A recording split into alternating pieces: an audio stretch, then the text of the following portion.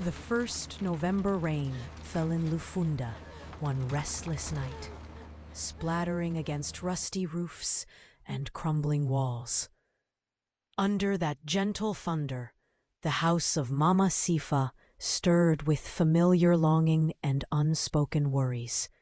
Mama Sifa's home was a simple arrangement: uneven mud floors, old sofas with patched arms, and shelves lined with second-hand schoolbooks.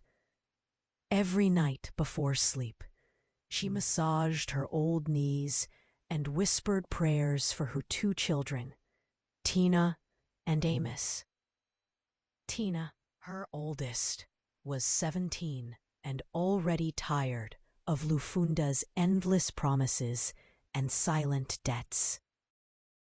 Amos, 12, quiet but watchful, spent his evenings drawing shapes in the dust, his pencil always whittled down to a stub.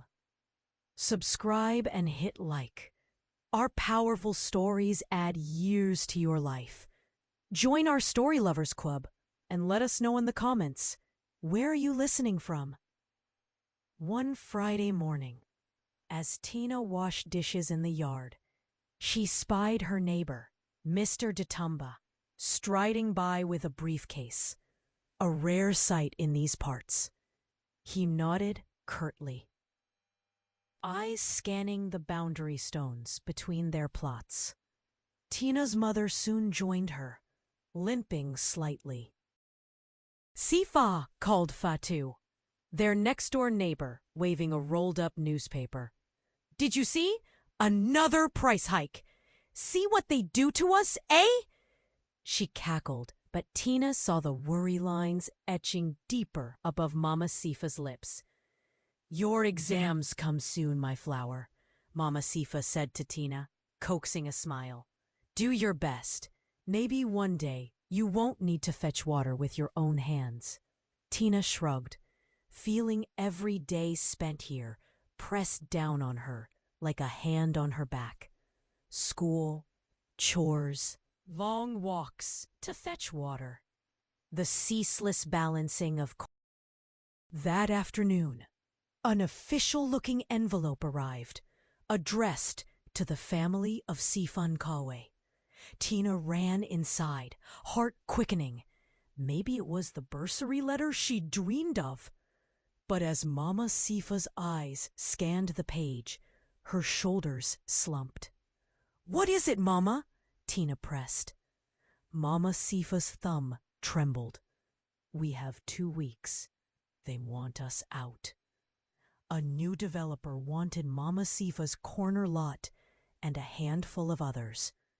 Legally, they still held rights, but in Lufunda, such technicalities washed away with the rain. The news settled in the house like mold, silent, spreading, everything. The eviction notice became the stone in everyone's shoe. Mama Sifa forbade Tina from telling even Fatu, but news in Lufunda walked on the air. Whispers followed Tina through the market, disguised as neighborly concern. Each query meant to fish for secrets. That Sunday, the family filed into church as always. The choir's voices rose, and Amos, perched on the edge of the bench, sketched in his battered exercise book.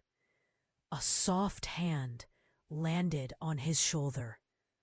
"What do you draw, boy?" the pastor's wife inquired, peering at sketches of rooftops, water cans, faces half erased by eraser marks. Outside, Tina found herself face to face with Mr. Datumba, now leaning on his walking stick. "You are Sifa's daughter," he remarked, neither friendly nor unkind. "You go to the secondary school?" She nodded. "Your mother is a good woman. Did you know my father owned these lands long ago, before the border stones moved?" His voice was layered, heavy. That evening, Fatu brought over ripe mangoes and stories about land disputes in years past. When my uncle lost his plot, he didn't fight. He left and he never wrote. Don't do that, Sifa. She pressed Sifa's hand. There are ways. There are people who remember debts, even old ones. In the calm before sleep, Tina combed through her room, unease prickling at her skin. She counted coins, then opened her school bag to bury herself in mathematics. There, she found a small wax seal parcel that Amos had somehow procured. "It's for you," Amos muttered. "I found it behind Papa's old chest. It's got your name." Inside were old letters from a woman named Miriam.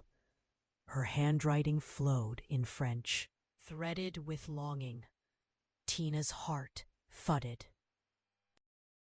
But our father's name was Kamba.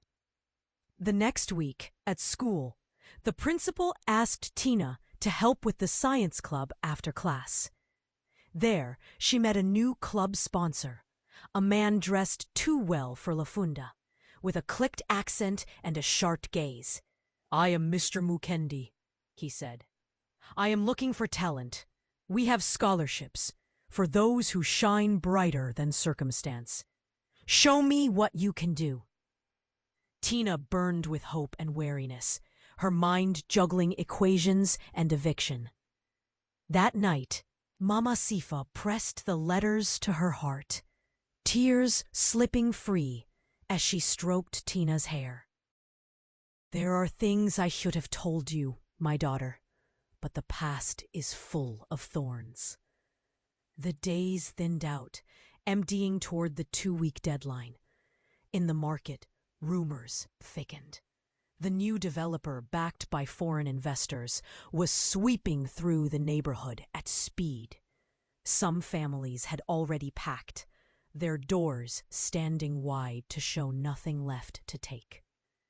Inside Mama Sifa's house, Tina grew wilder with anxiety and resolve.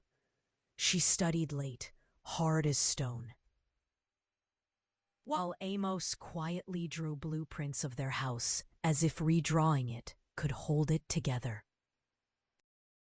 Mama Sifa grew pensive, her eyes trailing the horizon at dusk, remembering something or someone.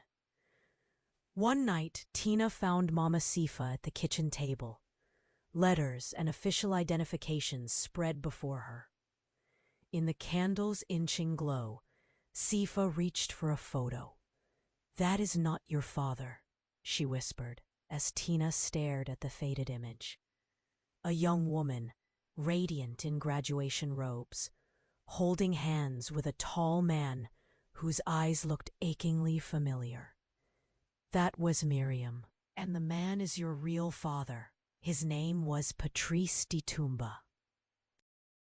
He left on this journey before you were born, vanished like so many others during those years." Tina's chest drew tight. "Why did you never tell me?" It felt safer to let the past sleep. But now, when the wind changes, it brings old things with it. The next day, in science club, Mr. Mackendy paused over Tina's project. A hand-built electrical generator, cobbled from bottle caps and wire. "You do all this without equipment?"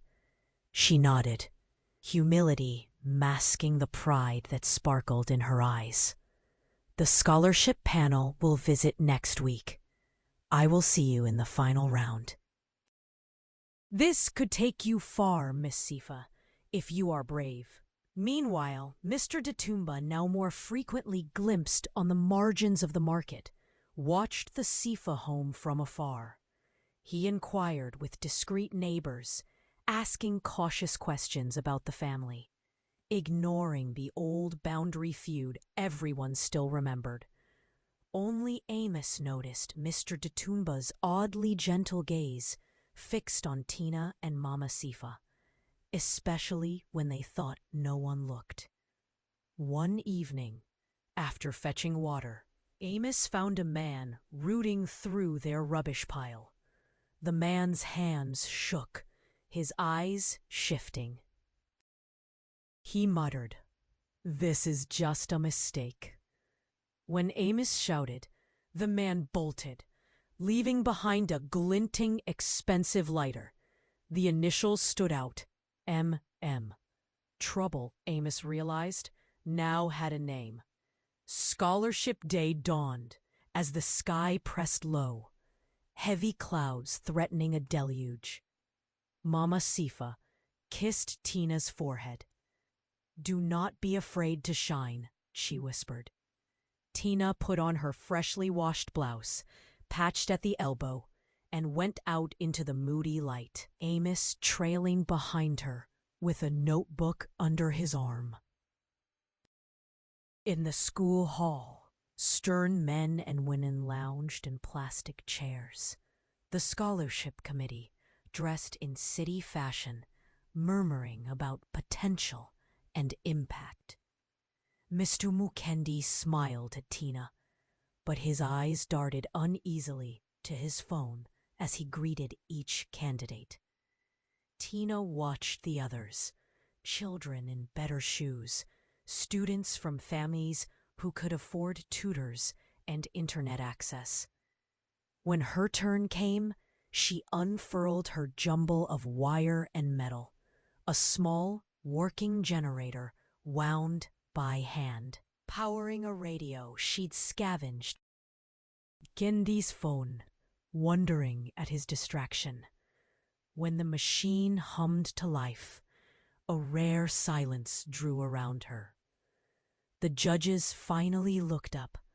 One, an elderly woman, smiled at Amos's sketches of the circuit, quietly passed from sibling to sibling. After, as rain began, Mr. Datumba approached. He stood at the edge of the schoolyard, cane in hand. "You are Sifa's daughter for sure," he said. Miriam would have taken pride. It was never about land, Tina. It was about a promise her father broke to mine. "We must talk, your mother and I." That night, as the storm lashed windows, someone hammered at the door. Amos jumped, but it was Fatu, her eyes wide with warning. "Someone is coming with police. They say the developer's man offered money to hurry families out. Tonight, before morning." Mama Sifa shuddered. Tina, furious, dashed into her bag for the scholarship papers she had just received. She froze.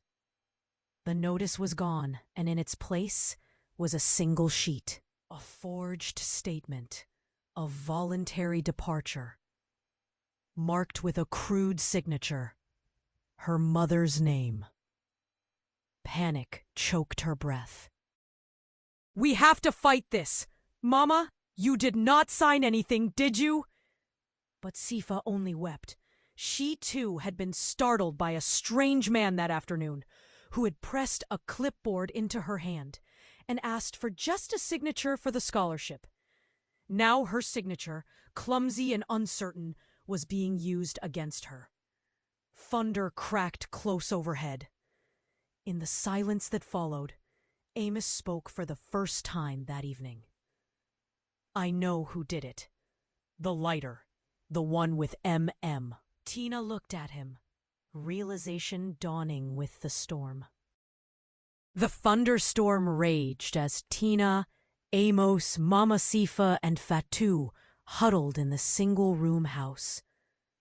Rain hammered the rusted tin roof, drowning out the ordinary noises of Lufunda.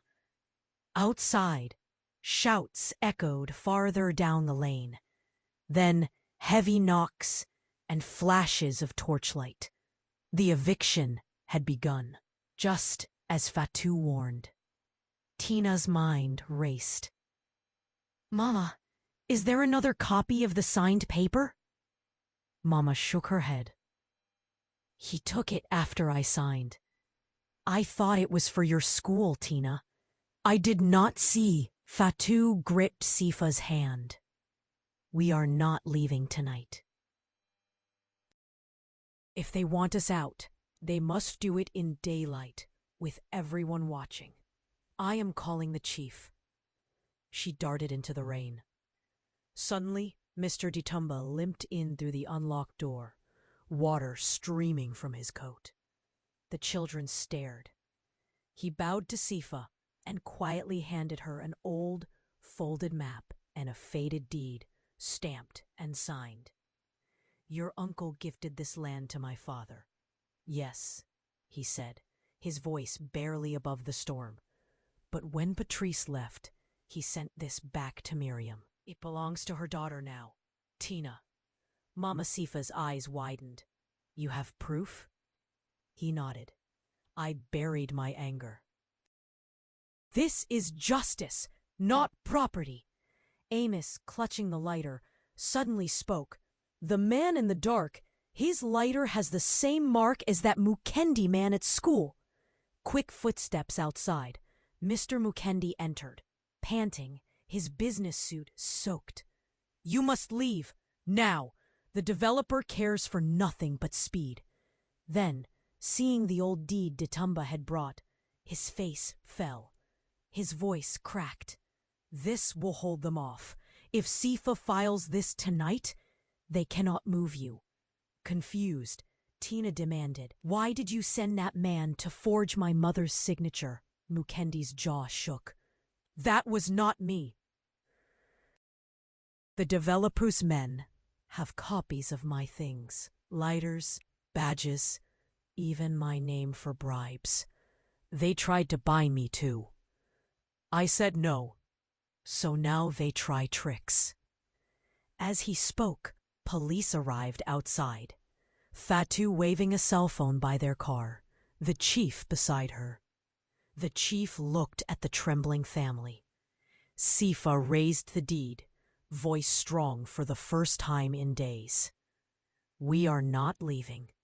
This land is ours." The policeman, uncertain, stood aside. Fatu hugged Tina, grinning through tears. "I said justice still lived in Lufunda." Ditumba, tired, closed his eyes in relief. The rain eased before dawn. By morning, word of the standoff had spread. Neighbors gathered, supportive. Mr. Mukendi, no longer afraid, offered to help file the paperwork. "Tina," he added, smiling, "your generator impressed the panel. You have the scholarship if you still want it." Tina wept openly, with hope, exhaustion, and the relief of surviving the storm together. A week passed. The market jingled with laughter and arguments again. The developers' bulldozers skipped Sifa's lane as neighbors rallied and reporters snapped photos of the standoff house. Mama Sifa held her head higher. Amos added new rooms to his sketches, and Fatu led a group of women to the council, demanding protection for all families.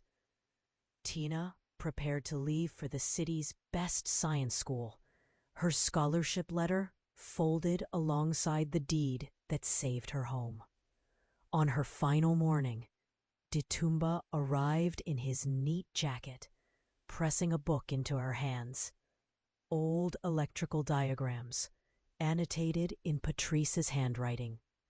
"He wanted you to have it," Ditumba smiled, tears in his eyes. "Now you go further than any of us dreamed." Tina hugged Mama Sifa, Amos, Fatu, even Mr. Mukendi, whose trust she had learned, She walked away into the fresh morning, shoes still patched, but future bright. When she turned back, she saw her family waving. The home still stood, sturdy and whole. As the sun warmed Lufunda after the storm, Tina's story joined 1,000 others of courage, kinship, and voices refusing silence.